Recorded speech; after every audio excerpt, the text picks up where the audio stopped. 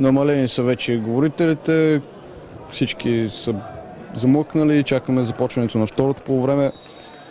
1-1 е резултата на стадион Лазур в град Бургас. Припомняме, Наско Курдов поведе в 20-та минута от Дуспа. Отново от Дуспа Стойко Сакалиев някъде около 36-та изравни за 1-1 и след Дуспата за Нефтохимик последва тотално превъзходство за отбора на домакините. Както на терена, така и по трибуните.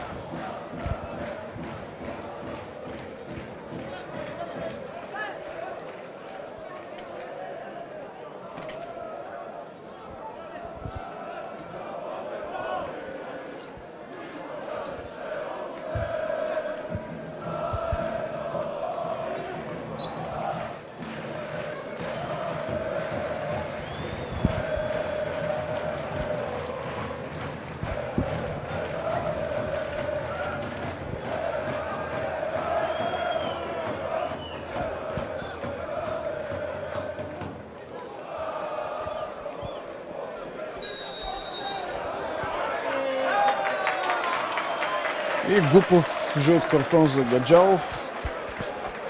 Опита се, не знам защо, да избута топката напред.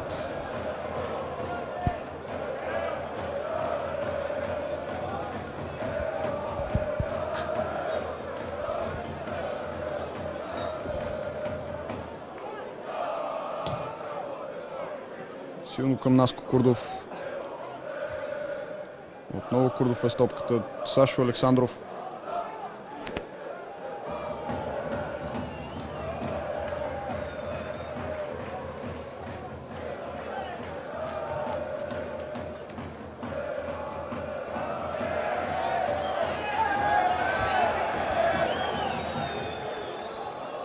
Манчев към Рахов.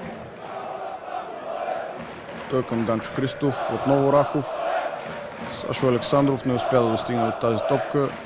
Ивайло Димитров шведа към Манчев. Отново той с топката. Финт Манчев. Няма на кой в предни позиции. Няма идеята в атака нещо. Стефан Киков към Костадин Гаджалов и ето, че от нападение се върнахме чак до вратаря Амбарцемен. Шведа и там Юрий Иванов от Нефтохимик пресича този пас. Отново Шведа с топката към Сашо Александров. Няма на кой. Данчо Христов е по крилото. Да видим дали ще успее да се прибори за тази топка. Играе с глава. Пак успя да достигне, но там вратаря на Нефтохимик Георги Христов успява да достигне пръв до топката.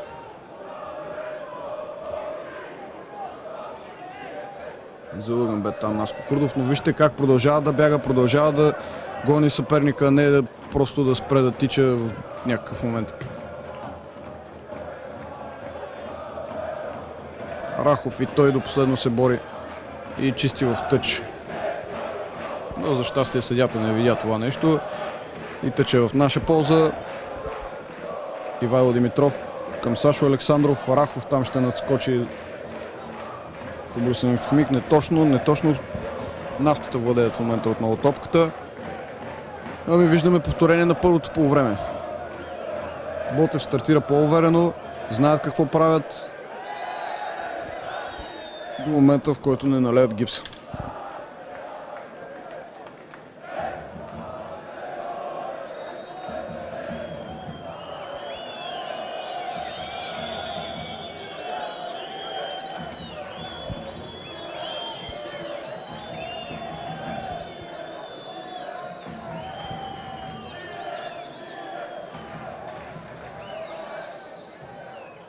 Остро центриране.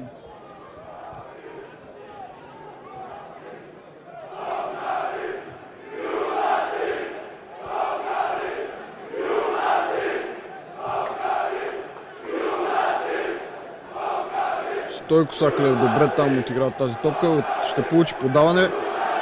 Стойко Сакалев връща назад. Удар и корнер.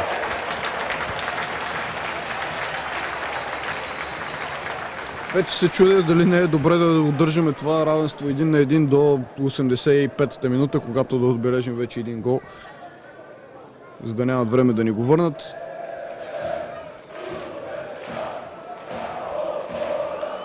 Пореден корнер.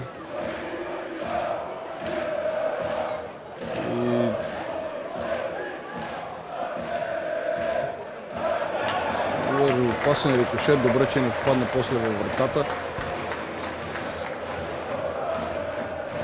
И пореден корнер за Нефтохимик.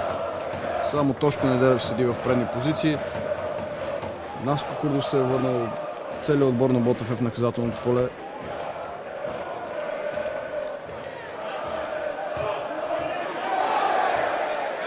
Остана там странно по топката. Може да видите какво правят бултърсите в този момент. Нещо красиво, особено в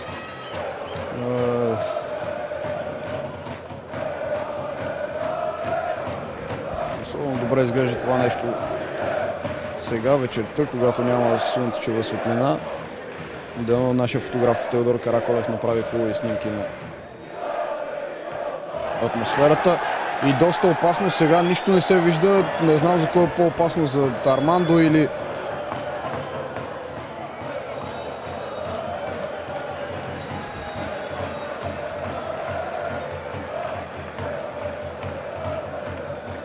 Дали няма да ни изиграе доста лоша шега тази димна завеса, която бултърсите направиха на терена. Мисля, че трябва да спре мача, не може да бъде изпълнен ъглови удар пред това положение.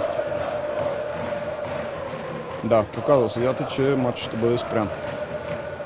Аз лично тук не мога да видя футболиста, който е станал до флагчето за изпълнение на ъглов удар.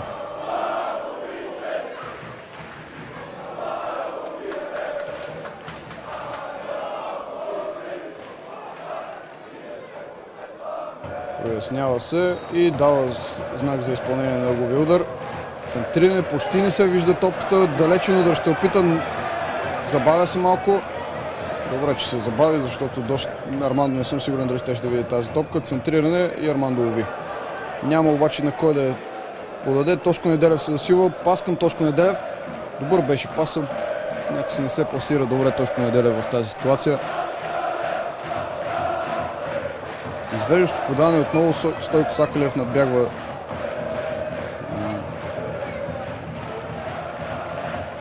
Стефан Киков, мисля, че и беше там. Не се вижда добре от тук, наистина.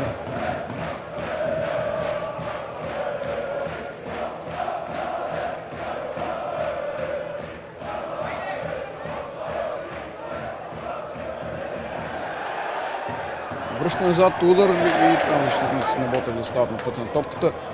Манчев към Тошко Неделев.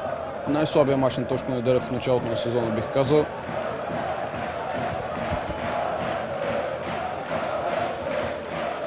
Тук в Бургас всички са екзалтирани. Наистина по-лесно име на тях.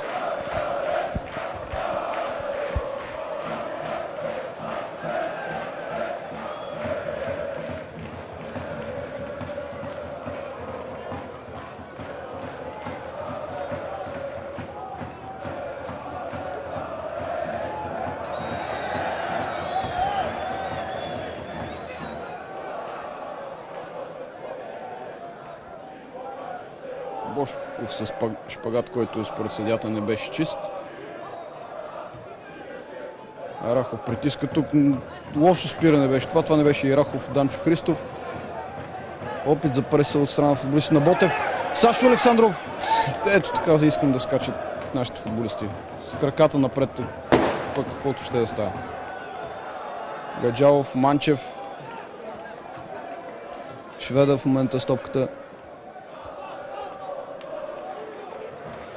Искаше я Данчо Христов. Тази топка тича, но отново е изпреварен от вратаря. За пръв път виждам така вече някакъв живец и хъс за играе в Данчо Христов.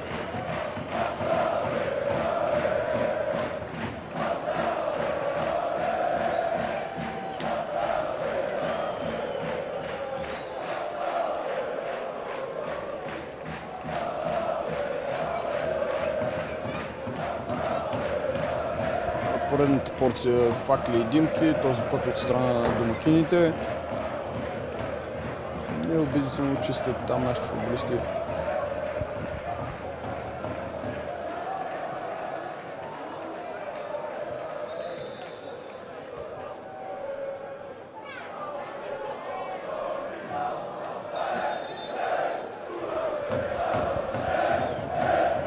Ще има нужда и от носилка даже.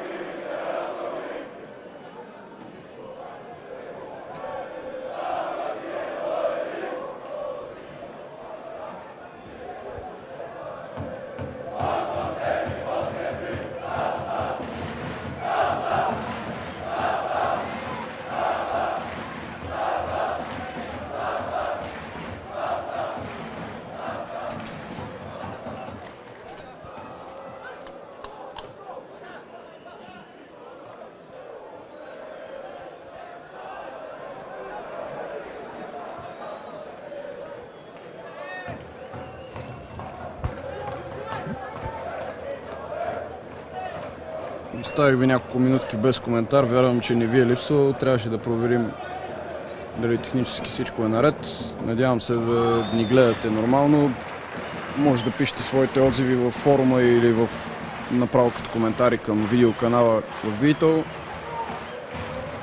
Над 1500 души, абсолютен рекорд. Дори почти сме удвоили последния рекорд, който имахме. И един от малкото корнери за Ботев. Сашо Александров е за топката. Дано да последва нещо опасно.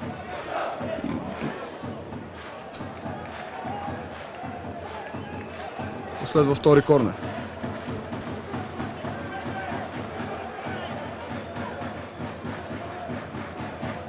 Сашо Александров. Лошо отигране там на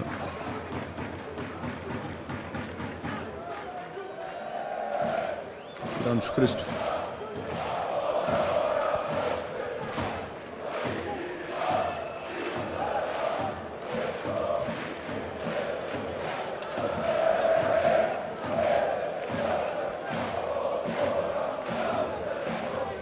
Сашо Александров с топката. Имаше топката излезна отвън. Имаше тъж за Ботев тук.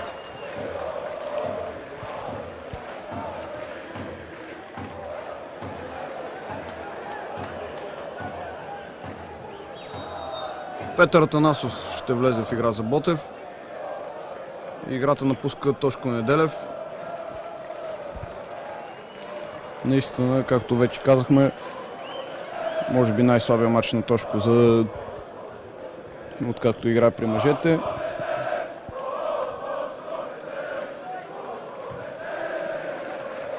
А бултрасите чак сега се сетиха да пеят неговото име. Наистина трябва да подкрепят момчетата. Мисля, че това е много добра идея всъщност от тяхна страна. И в никакъв случай няма да е излишно да скандират името на някой от 11-те на терена. Даже мисля да се обадя на него. Ако и вие имате контакт с някой от присъщите на стадиона, може да им го подскажете също. Точно от това имат нужда футболисти на Ботев. От малко стимул за игра, малко хъс и спортна злоба.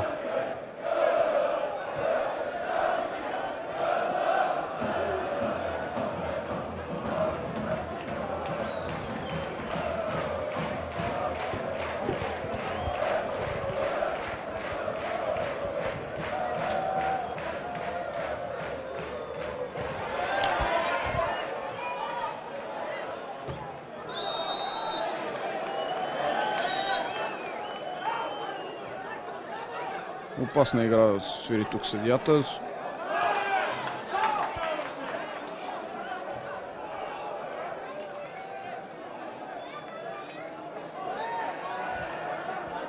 Фаул сега на Наско Курдов.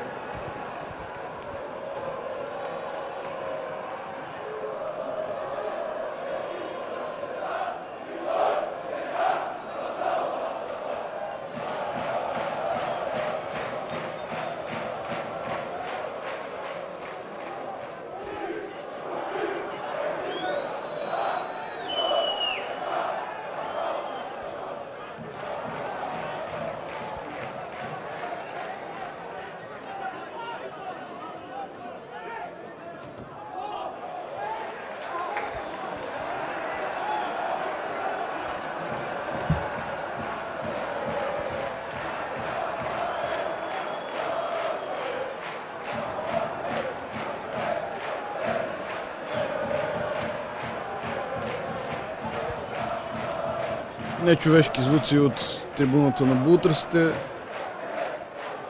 но това по никакъв начин не променя играта на отбора. За тези от вас, които сега се включват, 62-а минута, Нефтохимик и Ботев продължават да играят при резултати 1-1. 2 гола от Дуспи. Ботев откри в 20-та минута. Нефтохимик върнаха попадението. Фаул, грубо нарушение тук на шведа. Дори според мен заслужаваше жълт картон. Добре, че не го видя това нещо съдията.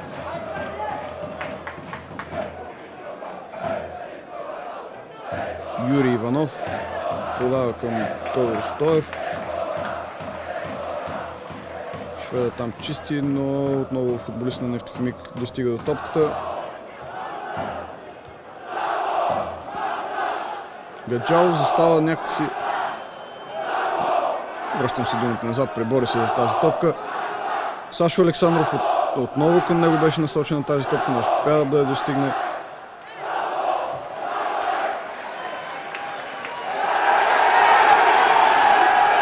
Не. Това вече е прекалено. Това е прекалено. Втора дуспа. Този път за отбора на Нефтохимик. Естествено, пускам да виждам повторението. Не може мачове само с... Не. Най-малкото заради измислената първа дуспа, която даде, това беше абсолютна пародия. Изчаквам да видим повторението, но това беше глупост. Тук вече съдията Николай...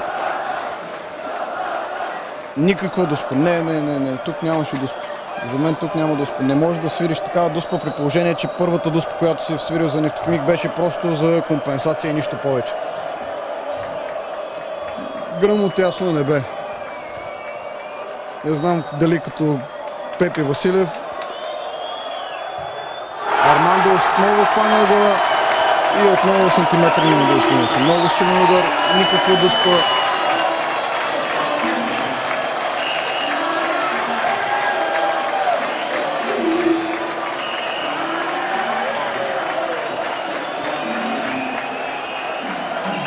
Положението е неприятно. Неприятно за всички нас, които обичаме Ботев. И много приятно за останалите. Нова смяна в жълто-черно. Светло Асенов ще се появи за пръв път този сезон в игра на мястото на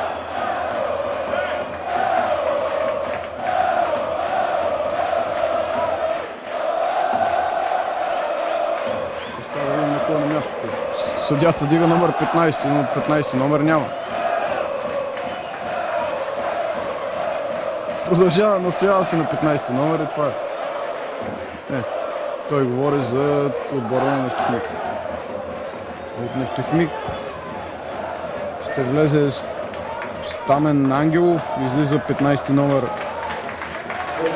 Петър Колев, а от нашите излиза Данчо Христов и на негово място Светло Асенов.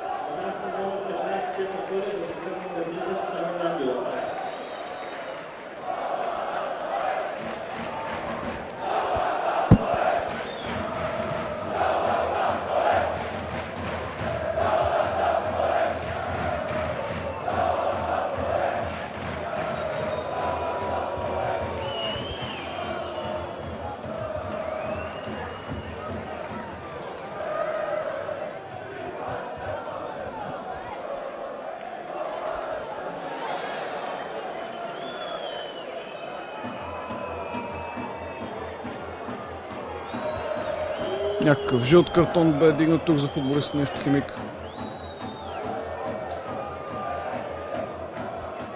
Нямаше Дуспи. Мога да приема матч, който трите гола са отбелязани от Дуспи.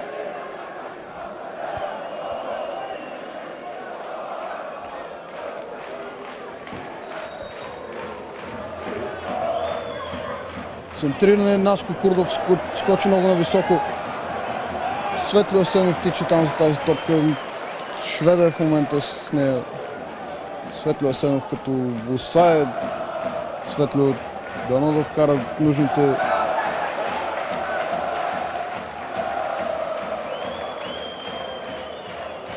хъс и бързина в атаката на Ботев.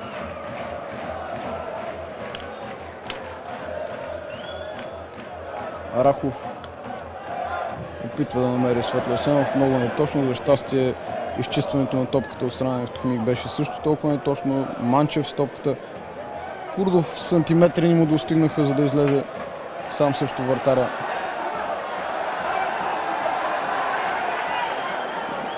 Сакалев се опита да надбяга Гаджалов, но неуспешно.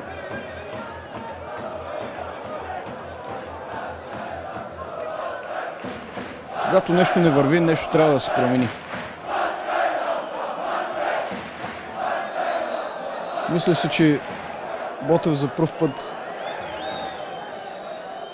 от старта на източната Б група губят с един гол разлика. Не съм 100% сигурен, но ми се струва, че е така. Дано това да е нужната промяна в менталитета. А може би смяната на Тодор Тимонов с Сашо Александров е нужната промяна. Трета последна смяна в състава на Петю Хупчев. Сашо Александров, излиза Тодор Тимонов на негово място.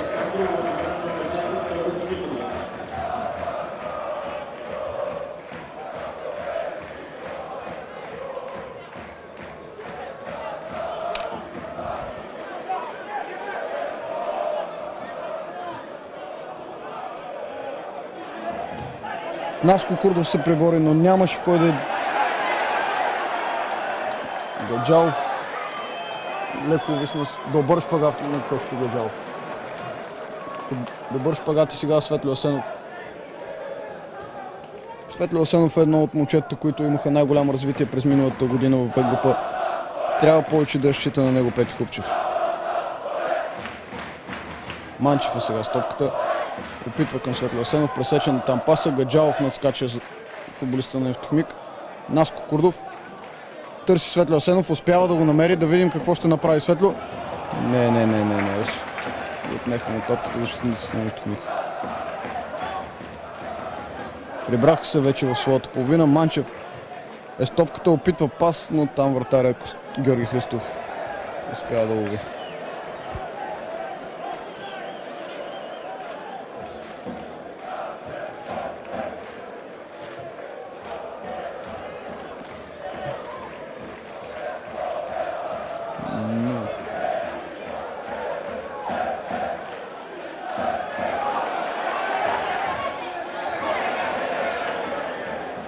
Въпреки че обърка Светло Асенов, до последно се бореше за тази топка.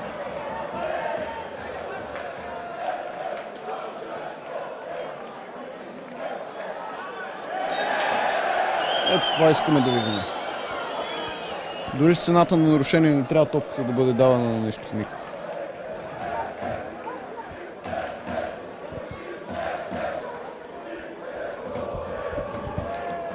За тези, които сега се включват, 70-та минута на матча, 2-1 за Нефтохимик, 2 дуспи за Нефтохимик, 1 дуспа за Ботев.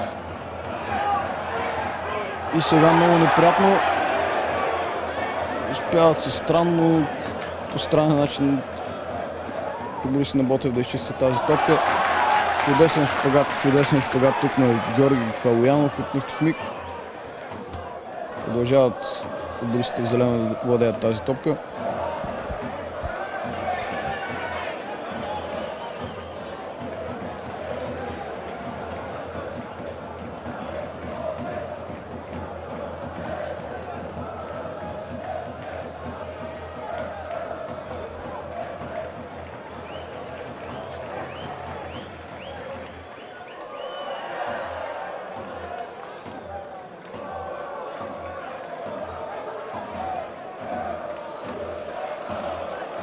Лимона преследва там защитниците. Тук трябваше Светлио Асенов да пресрещне защитника, който се беше засилил.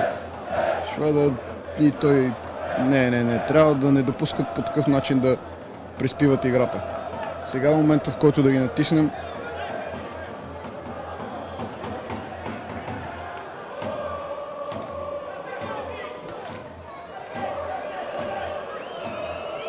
Деджал ще чисти напред.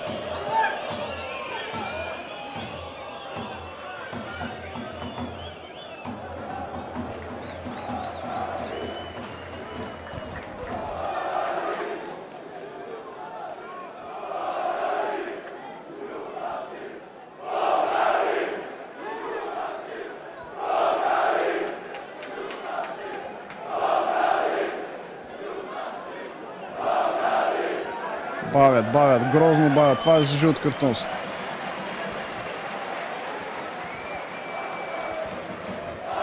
Това ще гледаме. Де факто то е ясно на всички. До края на матча футболистите на Нефтохимик ще бавят топката, ще пазят резултата. Футболистите в жълто-черно само могат да се учат в това отношение от тях. Манчев към Светлио Асенов. Тодор Тимонов отново към Светлио Асенов. Центриране в наказателното поле. Автогол! Като не можем ние да вкараме, другите ще го вкарат. Не беше точно автогол, защото футболиста на Ботев не мога да го видя аз тук кой е, но имаше голям принос. Ами връщаме се в матча. Айде вече да ги грабваме, защото не знам.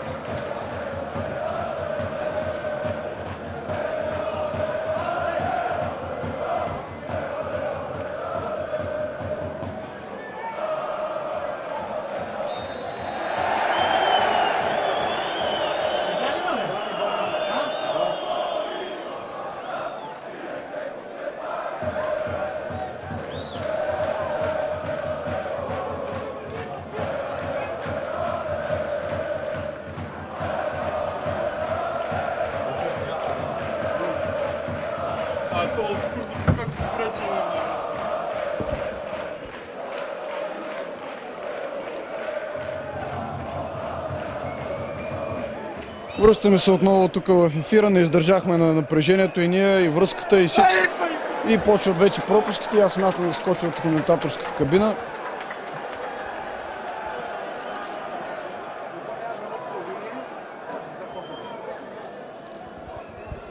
Резултата за тези от вас, които го пропуснаха, е 76-та минута, е 2-2. Изравняваме с автогол. Не знам какво означава това, дали можем да вкараме, дали не можем. Искам просто трети гол и нищо повече. Не ме интересува нито кой е голмайстора, нито по какъв начин ще бъде. Тази дуспа беше измислена. Ако иска да се реваншира, да даде още една дуспа съдията, но Ботев трябва да победи. Активизираха се и бултрасите.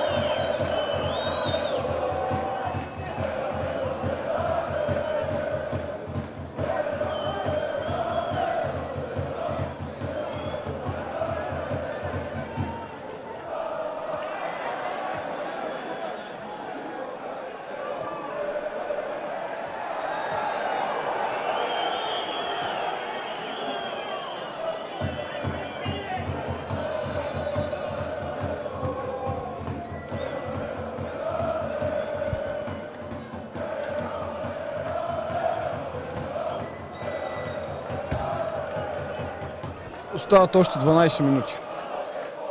12 минути на мъката на стадион Лазур.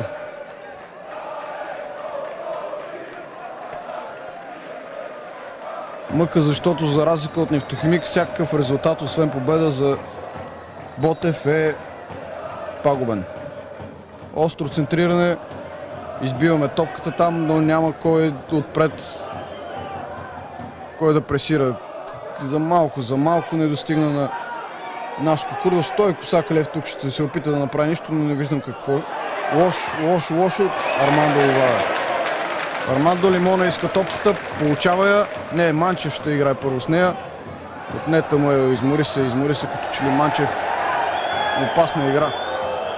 Отсъжда съдията.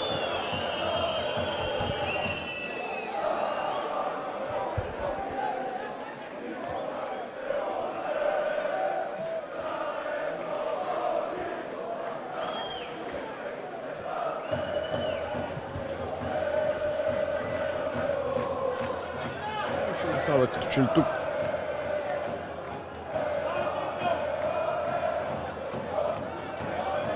Юрий Иванов.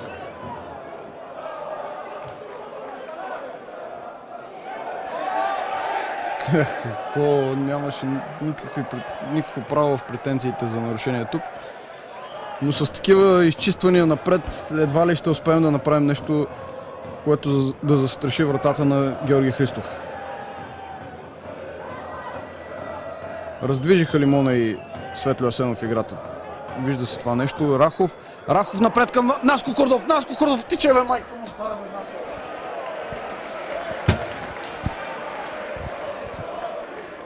Не успя да достигне до тази топка.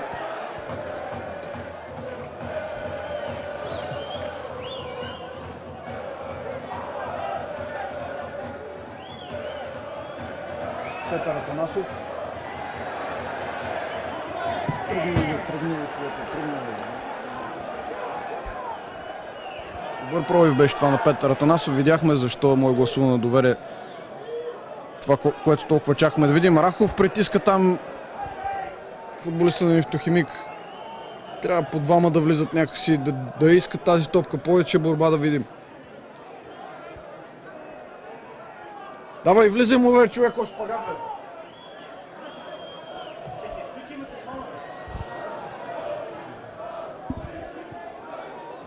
Армандо улага топката.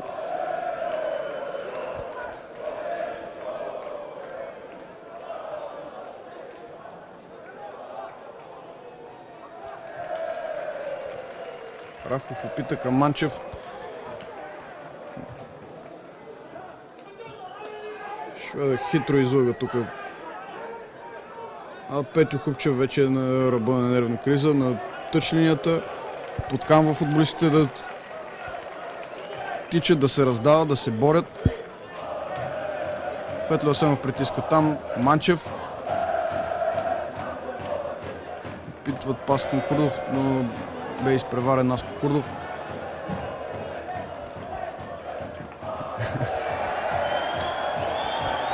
Това не е Курдов.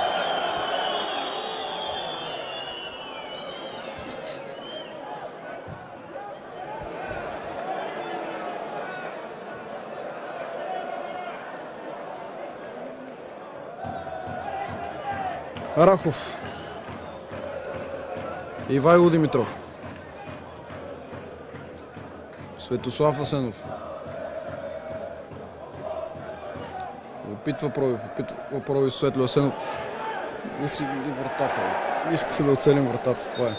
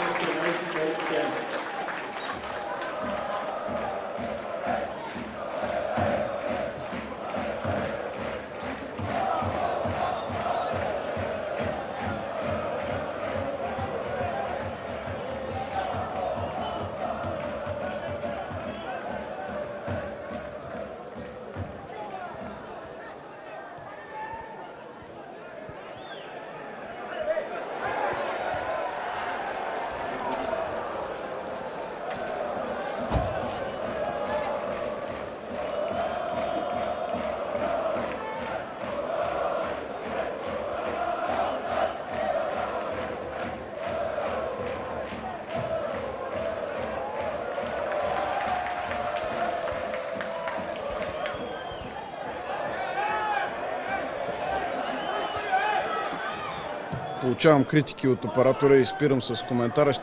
Само от време на време ще се включвам с резултата на матча, който в 83-та минута е 2-2 след 3 дуспи и 1 автогол на стадион Лазур. Няма фал. Тук няма фал. Светло Асенов. Корнер. Корнер за Ботев.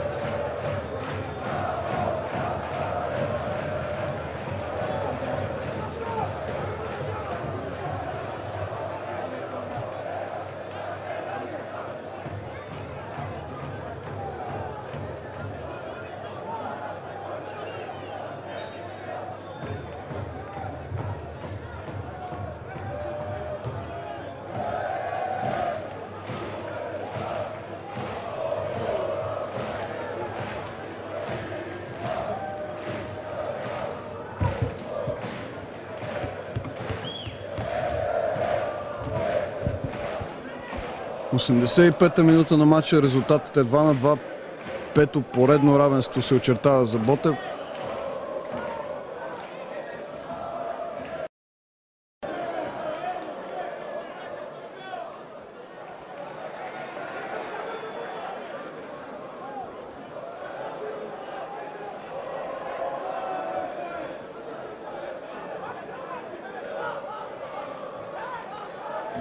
Вижда се умората вече и в Наско Курдов. Наистина даде всичко от себе си в този матч. Не може да му го отречем и не може да му се сърдим. Едва ли има някой, който каквато и физическа подготовка да направи, би издържал неговото тичане. Висват там много хора по топката. Наско Курдов е сам между 4 защитници. Може да натисне. Добре.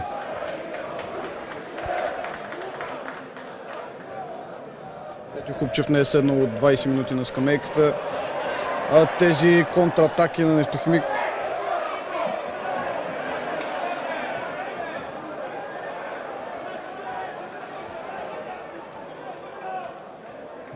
Манчев напред, но няма кой да я отиграе там. Сега трябва да притискат вратаря, защото ще се опитва да бави матча.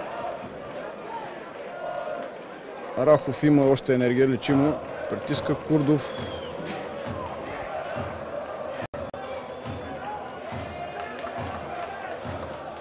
Неприятно останаха по топката. Какво става?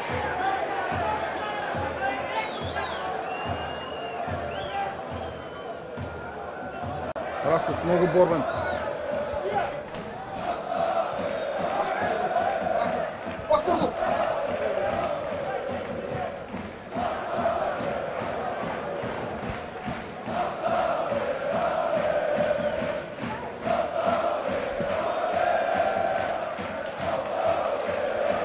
Силно напред в половината на Ботев. Глава там Костадин Гаджалов, но отново топката в футболиста на Нефтохимик.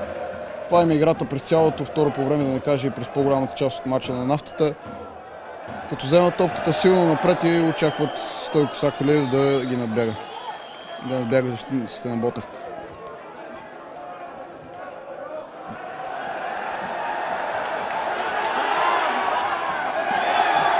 Трета дуспа искат феновете на Нефтохимик.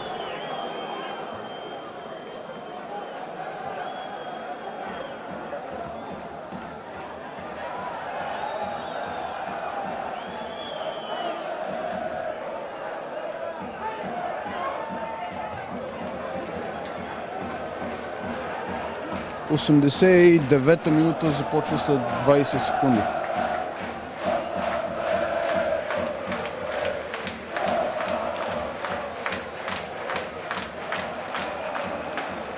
Публиката на Нефтохимик не спира да подкрепя своите любимци, а бултресите не сме ги чули от около поне 10 минути.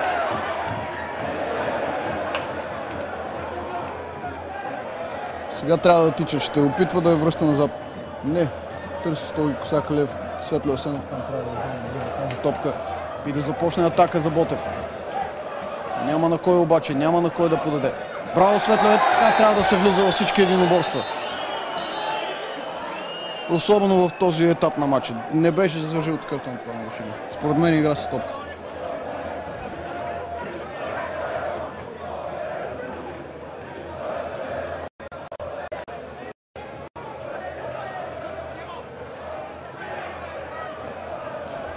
Два на два Ботев, Нефтохимик. Шести кръг на източната Б група. Смяна в отбора на Нефтохимик. Влиза Симеон Златев.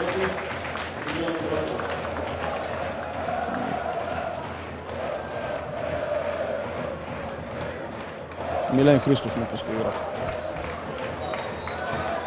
4 минути добавено време. И нарушение в атака в полза на Ботев. Армандо ще опита силно напред. Ето сега е момента за изненадата. Наско Курдов, ако тръгне да тича, не знам и аз.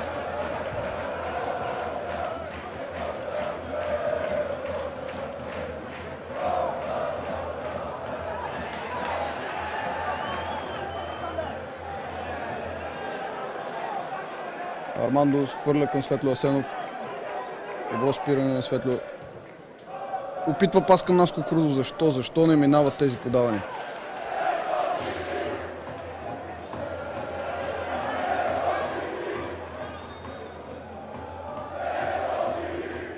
Със сигурност отбора на Нафтата могат да се чувстват ощени с втората тупа, при положение, че беше абсолютно измислена.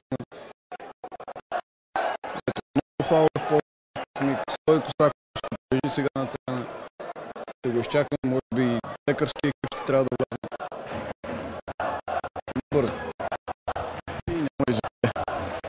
Успех 2 на 2 срещу Ботев е чист успех.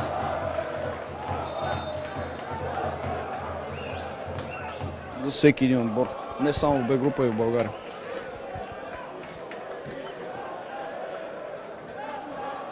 Николай Костов, изпълнителя на всички статични положения, на почти всички статични положения.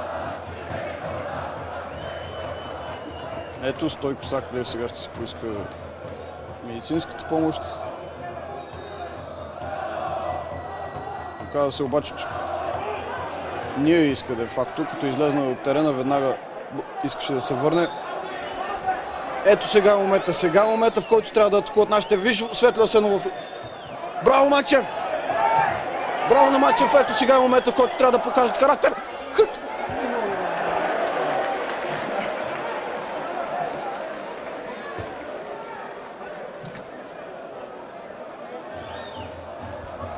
Центриране и аут.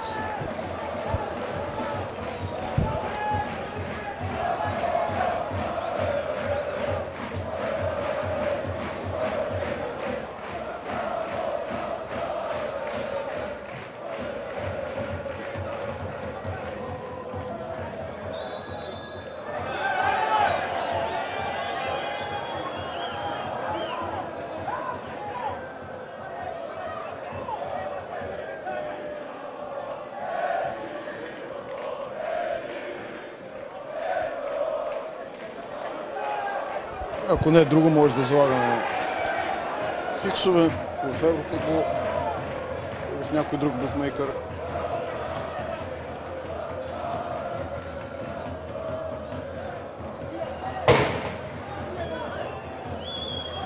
Светло Асенов открадна тази топка, но Николай Манчев нямаше сили да изпревари футболиста на Нефтохимик. Отново до Армен Барцумян е върната той към Ивайло Димитров. Силно напред Рахов, там ще се опита да играе с топката. Наско Куров не ги вижда, 2 пъти можеше да направи много добри подавания.